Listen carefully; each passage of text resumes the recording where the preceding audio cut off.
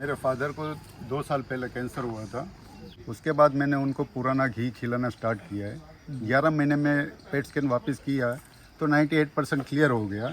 आगे उस पर रिसर्च करके प्रोडक्ट्स बना के जितना हम कुछ कर सके उतना करना चाहिए। माधव माधव कितने साल का है? माधव हो गया 5 साल का। 5 साल का हो गया। नाम लेते ही आ गया। माधव का नाम लिया और अजीत। गुस्से तो नहीं हो? नहीं गुस्सा मत हो ना। ये कि आप एपिसोड को खत्म करो, क्योंकि एपिसोड खत्म नहीं करोगे उसको तो ये चलो बस।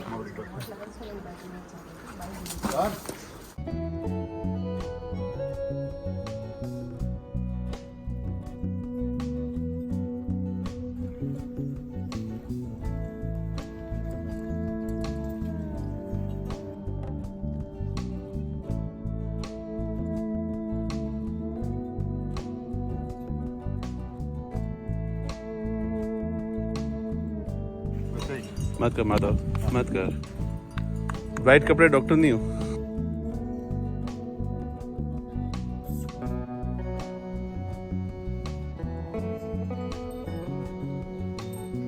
जय गौ माता, जय गोपाल। दोस्तों, आज एक ऐसे परिवार के साथ हूँ जो गाय आधारित जीवन को जीता है। मेरे साथ बड़े भाई मनोज भाई साहब हैं और कैसे इनकी जीवन में गाय ने परिवर्तन किए हैं, इन विषय पर बात होगी।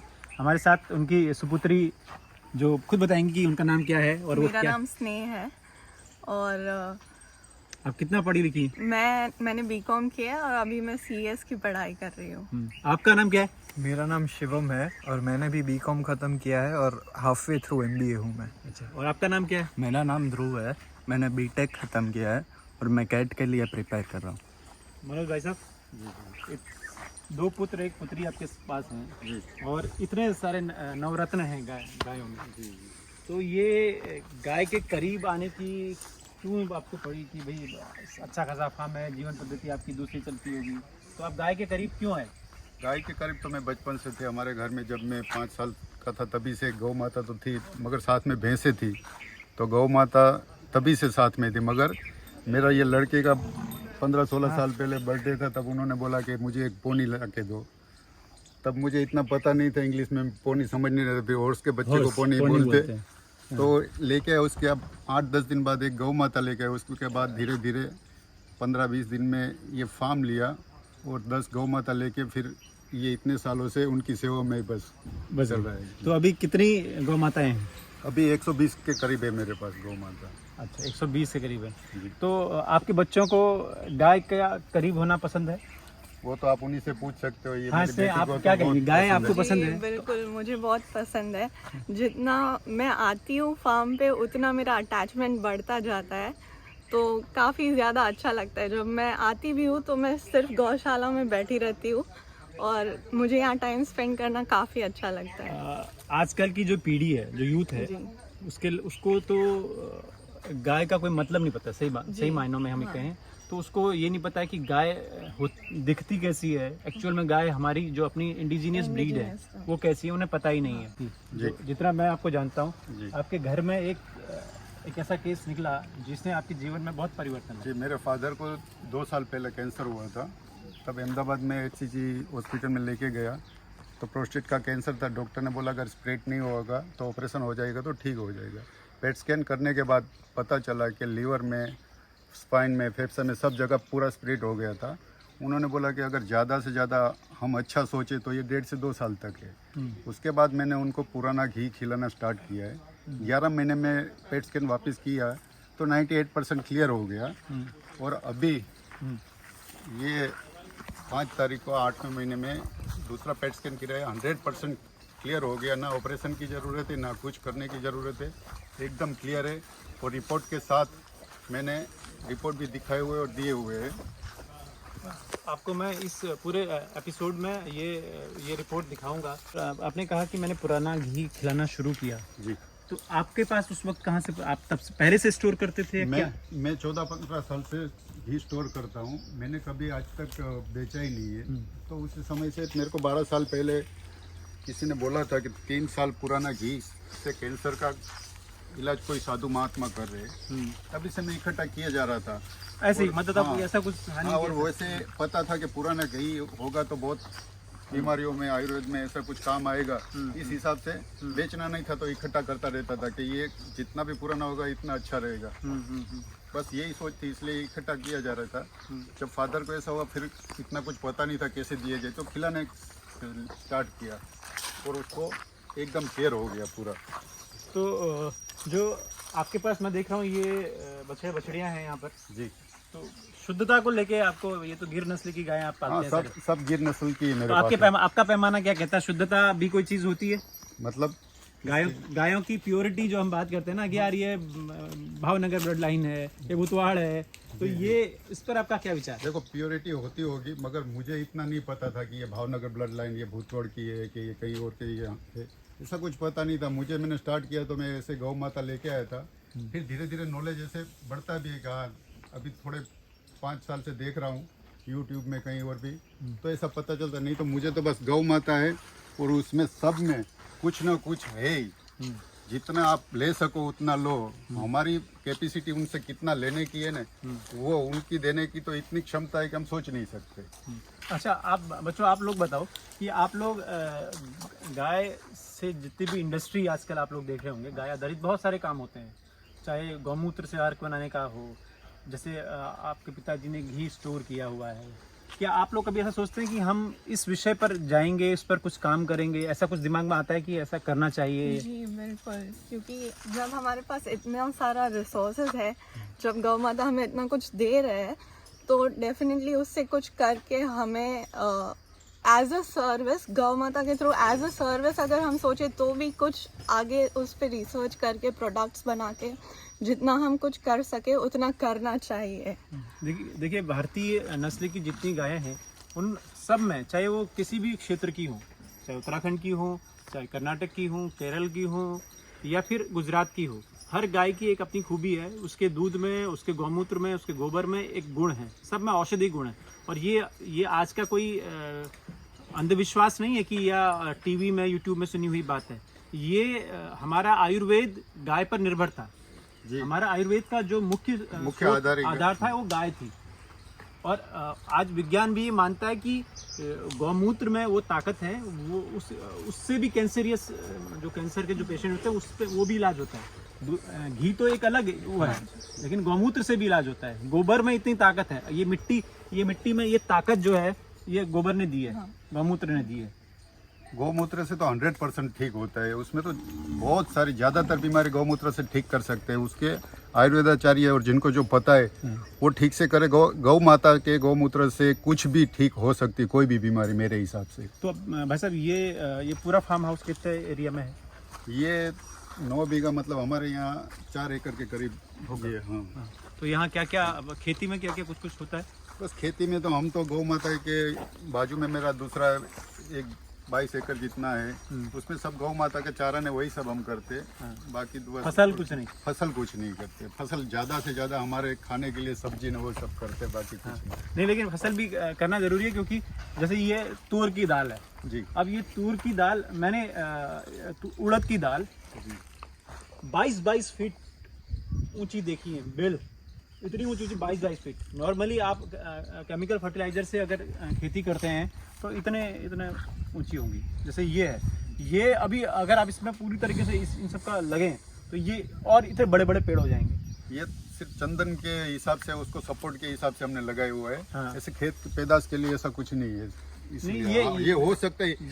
जैसे स्नेह है, स्नेह अगर इस विषय पर रिसर्च करे कि भाई गोबर गौमूत्र की एक हिस्सा हमने गोबर गौमूत्र से ये कर दिया, जो गिर गाय के गोबर गौमूत्र से, एक हिस्से को हमने थारपारकर गाय के गोबर गौमूत्र से किया, एक हिस्से को हमने इससे किया, हो सकता है उससे कुछ विशेष तरह का गुण उस रिजल्ट मिलेगा जी। तो ये इस तरीके से हम गाय को ऊपर ले जा सकते हैं और उससे आधारित खेती को हम ऊपर तक पहुंचा सकते हैं। क्योंकि आज की जितनी भी बीमारियां, जो कैंसर की बात थी अभी, वो बीमारियों की जड़ क्या है? ये खेती है। पोल्यूशन तो है शहरों का, लेकिन सबसे बड़ी जड़ केमिकल है। पूरा पंजाब जो है कैंसर से क्यों जूझ रहा है? क्योंकि वहाँ खेतों में सबसे ज़्यादा केमिकल इस्तेमाल होता है। गुजरात में अभी भी कम है। इसमें ज़्यादातर लोगों को ज़्यादा चाहिए, इसके लिए पेस्टिसाइड, और इनको ये अब पता नहीं है कि ये गौमूत्र गोबर से इतनी अच्छी पैदाश हो सकती है, ज़्यादा मिल सकता है। वो करने की लोगों की तैयारी नहीं, और जल्दी उनको चाहिए और ज़्यादा चाहिए। इसके हिसाब से अब सब बीमारी हमारे अंदर आने लगी है। तो अभी कुल कितने गौवंश हैं यहाँ पे? यहाँ 120-25 के करीब है हमारे। उसमें से दूध देती हैं गायें? हाँ ज़्यादातर सब दूध देती ही है। अच्छा, जी। देखिए ये एक अपने आप में लाइफ स्टाइल गौ आधारित जी रहे हैं मनोज भाई। तो और जो दूसरी गाय है, एक और गौशाला है, वो किस तरफ है? यहाँ से बस 2 मिनट के बाजू में है अपना। ध्रुव है ना? ध्रुव, आपको क्या लगता है कि गाय के करीब आने से जीवन में बदलाव होते हैं आपके? कभी ऐसा लगा कि यहाँ मैं आता हूँ अकेले फार्म में बैठता हूँ तो कुछ थोड़ा सा सोचने की क्षमता बढ़ती है? ज़रूर होते हैं। मैं यहाँ पे आता हूँ तो मेरे को बहुत अच्छा लगता है। मैं बहुत ज़्यादातर नहीं आता हूँ, कभी कभी आता हूँ, लेकिन तभी मेरे को अंदर से ऐसा अच्छा लगता है। और हाँ, थोड़ा सोच में भी बदलाव आते हैं, ज़रूर आते हैं। जैसे कि आपने पापा को देखा है, उनके सोच में इतना बदलाव आया, हमारे घर के पूरे सोच में बदलाव आया, इसलिए ज़रूर आते हैं गाय। आप तो हीरो की तरह कभी इंडस्ट्री में जाने की सोची बॉलीवुड में? नहीं, वो सब मेरा अभी भी कैमरा के सामने मैं कैसे खड़ा हूँ सिर्फ मुझे पता है। तो क्या आपको क्या लगता है, मतलब गाय क्या किसी भी इंडस्ट्री जिस लाइफ स्टाइल में हम लोग रहते हैं, क्या आपके उस पैरामीटर में फिट बैठती है? आपकी सोच में कोई असर डालती है? बिल्कुल, एनर्जी का भी बहुत डिफरेंस आता है। मैं तो सबसे कम इधर आता हूँ, पर तो भी मुझे भी उतना पता चलता है कि इधर आने के बाद इधर की एनर्जी और नॉर्मल जो हम होते हैं उधर की एनर्जी में बहुत ज़्यादा डिफरेंस होता है।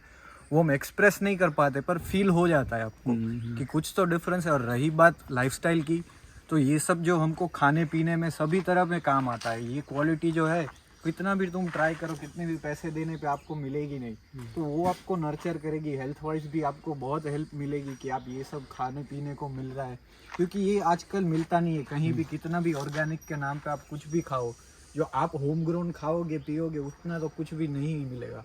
सो ये लाइफस्टाइल की तो बात ही नहीं है, ये तो सब जगह पे नेचुरली होना ही चाहिए और होना ही चाहिए सब जगह पे। अभी हम भूल गए इंडिया में भी कि सबको मॉडर्न लाइफस्टाइल का मतलब होता है कि ये सब नहीं होना चाहिए, पर ऐसा नहीं है। ये सब भी एक पार्ट है, इंटीग्रल पार्ट है आपका, लाइफ में होना ही चाहिए। इसमें लाइफस्टाइल या मॉडर्न या पुराना कुछ नहीं है, ये तो सब एस्पेक्ट्स में जरूरी है, तो होना ही चाहिए, नेचुरल है। तुम तो बड़े अच्छे स्पीकर हो यार, तुम बोल रहे हो मैं कैसे बोल रहा हूँ, इतना अच्छा स्पीकर है आपका बेटा।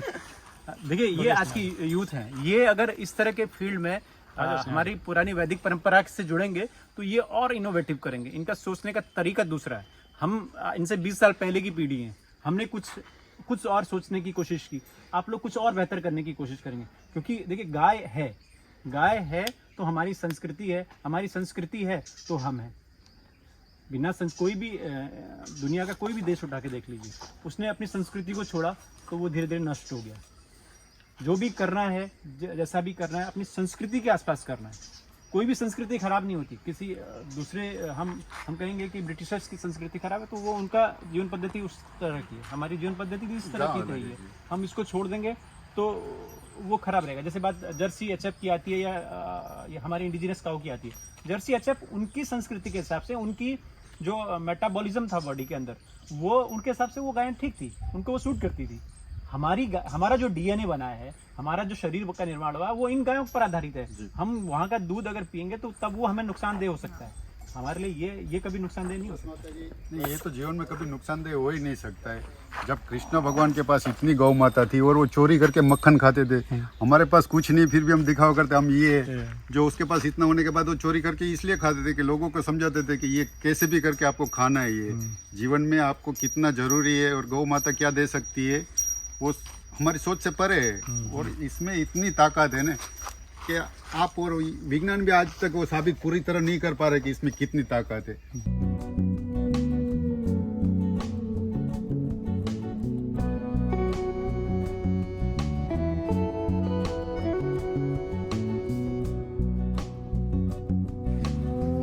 अब हम उस हिस्से में आ चुके हैं जहाँ से भाई साहब की एक शुरुआत हुई। वो एक सदस्य है जिसे मैं दिखाना चाहता हूँ। ये वो घोड़ी है जी, सानिया उसका नाम है। सानिया। सबसे पहले इस फार्म में यही सानिया आई, उसके बाद गौ माता का जन्म हुआ। लेकिन इस वीडियो के इस हिस्से में हमारे साथ एक शख्सियत और जुड़ चुकी है। ये भाभी जी नमस्कार। तो मिसेज हैं मनोज जी भाई साहब की। तो भाभी जी को गायें पसंद है? जी, उनको पसंद है। है भाभी जी? हाँ, मुझे पसंद है। कि पहले शुरुआत में जब गाय के प्रति भाई साहब का प्रेम शुरू हुआ था 15-16 साल पहले, तब आपको नहीं लगता कि कहाँ काम धंधा छोड़ के गाय के पीछे पड़ गए? नहीं, ऐसा नहीं लगा। हाँ। पर तब इतना प्रेम नहीं था मुझे, बाद में हुआ धीरे धीरे धीरे धीरे धीरे। और ना ही इतना कॉन्फिडेंस था कि इसमें लगे रहेंगे पापा। हाँ वो भी नहीं था। अच्छा कि एक जगह दिमाग इनका रहता नहीं है।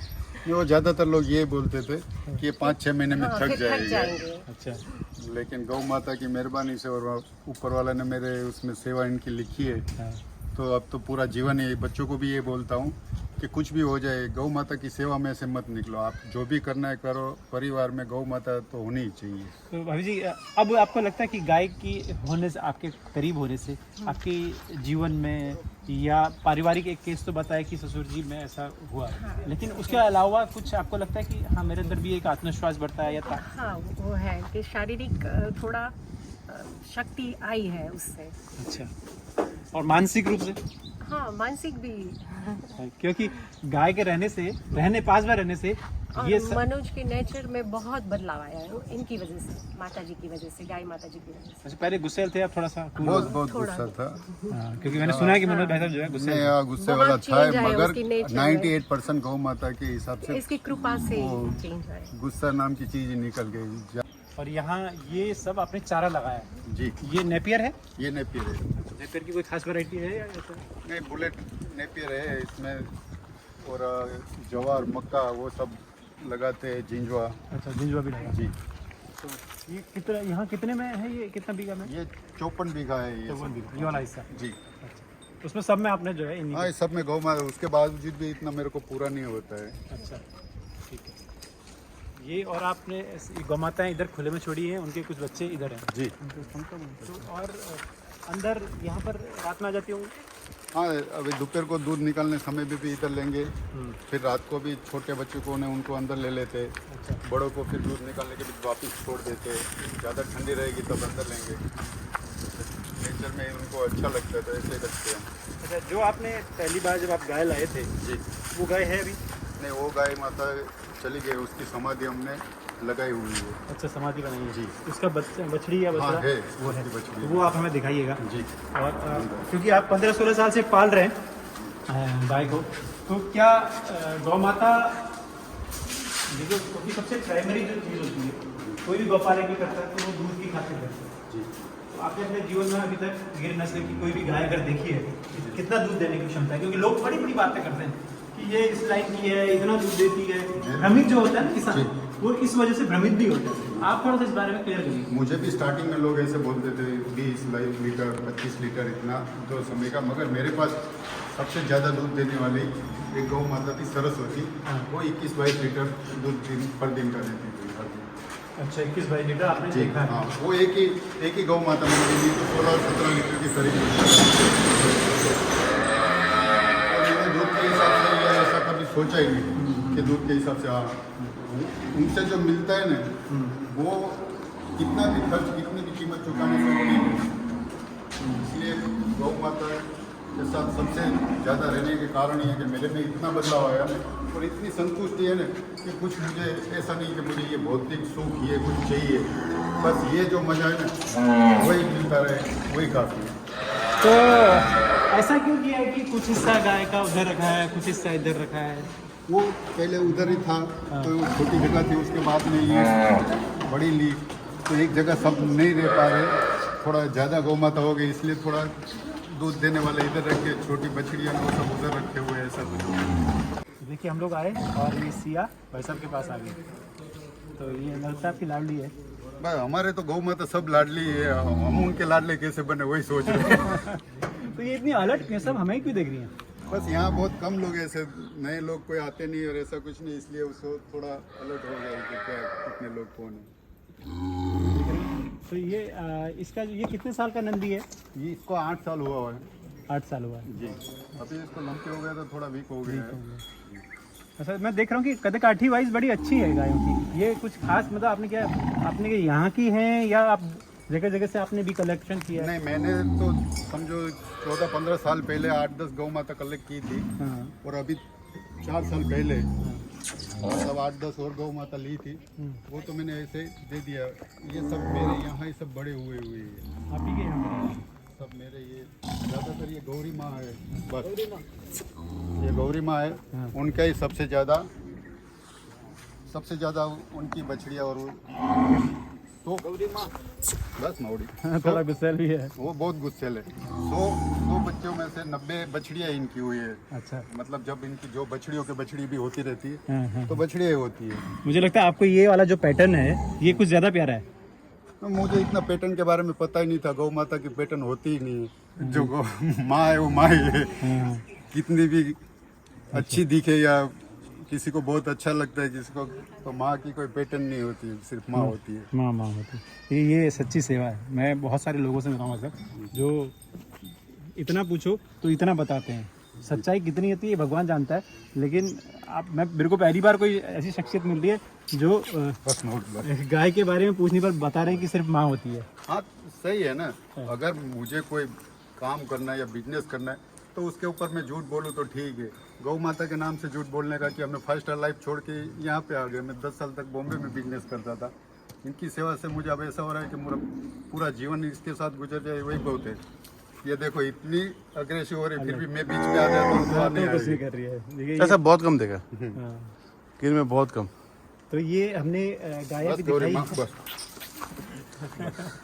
क्योंकि ये लग रहा है कि ये बोल रही है कि आप एपिसोड को खत्म करो, क्योंकि एपिसोड खत्म नहीं करोगे उसको तो ये चलो बस मौड़ी बस।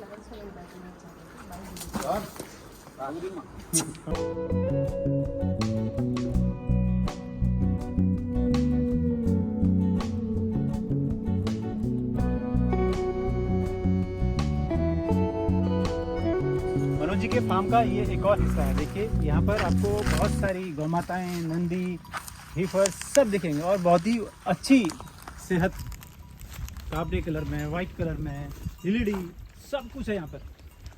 मतलब यहाँ पर एक हमें नंदी दिख रहा है बड़ा अच्छा जी। इस नंदी का क्या इतिहास, क्या बैकग्राउंड क्या है? ये हमारी कृष्णा माँ थी, उसका बछड़ा है, माधव नाम है उसका। हाँ। और बहुत प्यारा है। उसको अभी लंपी हो गए, यहाँ सब लंपी हुआ था, उसकी वजह से यहाँ सबको लेके रखा हुआ था। हाँ। तो ये पूरा टूट गया है बारिश की वजह से। अच्छा। यहाँ ऐसे थोड़ी देर खुले रखते हैं, हाँ। उधर सब साफ हो जाए गौशाला, इसकी वजह से यहाँ पे लेके आते हैं। और इनके जितना प्यार करने वाला और इनके इतने बच्चे अच्छे आते हैं कि लाल में भी वाइट बच्चे देते हैं। माधव माधव कितने साल का है? माधव हो गया 5 साल का। 5 साल का हो गया। नाम लेते ही आ गया। माधव का नाम लिया। और अजय ये लिलड़ा कहते हैं वही हाँ ये नीलड़ा। देखिए अगर लिलड़ा के मतलब कितना परसेंट इसके 90% आते हैं? हाँ 90% तो 100% आ जाते हैं ऐसे। अरे वाह। वो ज़्यादा बछड़िया मेरी माँ कह रही है कि हाथ फेरो। नहीं उसको कुछ हो रहा है। कुछ हो रहा है। सोनत आप। तो इसका कोई रिजल्ट यहाँ पर है? हाँ इनका रिजल्ट वहाँ छोटे है अभी। उधर पे अपने यहाँ आगे जो किया था वहाँ पे भी है, और अब पहले जो किया है वहाँ पे भी है। वो छोटे बच्चे यहाँ लेके नहीं आते हैं। ये एक और नंदी है ये हम प्रदीप सिंह बापू से लेके आया, उसका नाम भैरू है। भैरू। हाँ उसको अभी एक 1.25 साल जितना हुआ है। हाँ। मैं लेके आया हूँ। शक्ति माँ आओ। शक्ति माँ ये अपनी गौरी माँ की है बेटी। शक्ति माँ। हाँ बेटी हो ये वो भी बहुत तीखी है। अच्छा वाह। तो यहाँ पर ये गौरी माँ है, गौरी माँ की ये बेटी गौरी है। माँ की बेटी शक्ति। हाँ। तो यहाँ कौन सी गाय? यहाँ की गाय भी दूध देती है? यहाँ ये बड़ी सब दूध देती है। बड़ी सब दूध। हाँ अमृता आप। खुले में घूमने की व्यवस्था भी कर रखी है आपने? हाँ? हाँ खुले में थोड़ी देर लेके आते हैं, वहाँ गौशाला साफ सफाई ठीक से हो जाए और उसका थोड़ा पैर इधर उधर घूमना है, थोड़ा घूम सकते हैं तो अच्छा रहता है। घूमने से स्वस्थ भी रहती है ना? हाँ घूमने से स्वस्थ। अभी तो घूमने के लिए जगह ही कहाँ किसी ने छोड़ी ही नहीं है। माधव गुस्से तो नहीं हो? नहीं गुस्सा मत हो ना। शांत स्वभाव का नंदी है एकदम, छोटे से सही।